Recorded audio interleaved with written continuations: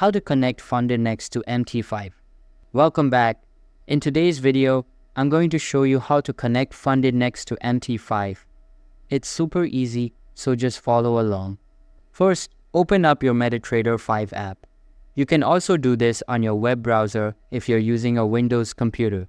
Once you're in MT5, go to the Accounts section. Here, you'll see a plus sign, tap on it. Now, in the search bar, type in FundedNext and wait for it to load. You should see FundedNext Limited pop up. Tap on it.